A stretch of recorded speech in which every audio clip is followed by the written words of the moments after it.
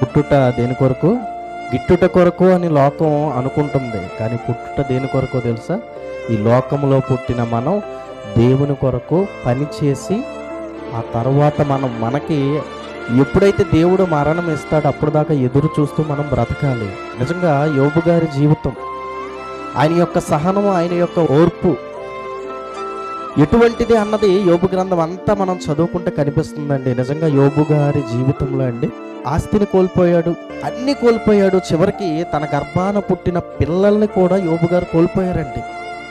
నిజంగా అవన్నీ కోల్పోయిన ఆయన ఈ బ్రతుకు లేకపోతే బాగుంటుంది కదా, నాకు అసలు నేనే పుట్టకపోతే నాకు ఈ బాధ రాదు కదా, ఇంత వేదన నేను చెందాల్సిన అవసరం రాదు కదా, నేనే ఈ భూమి మీదకి రాకపోతే అని బాధపడినప్పుడు దేవుడు ఆలోచించి చెప్పిన సమాధానం ఏంటో తెలుసా అండి?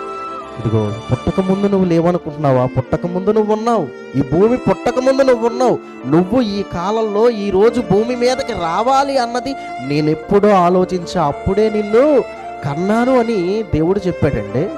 ఎందుకో తెలుసా? యోబు గారి బ్రతుకు ద్వారా ఈ ప్రపంచానికి ఓర్పు, సహనం గురించి ఒక చక్కని పాఠాన్ని తెలియజేశాడండి.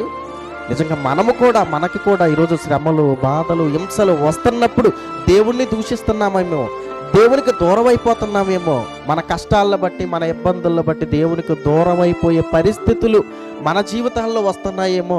అలా రాకూడదు అని తెలియజేయడానికి యోబు గారి జీవితం మనకు కనిపిస్తుందండి.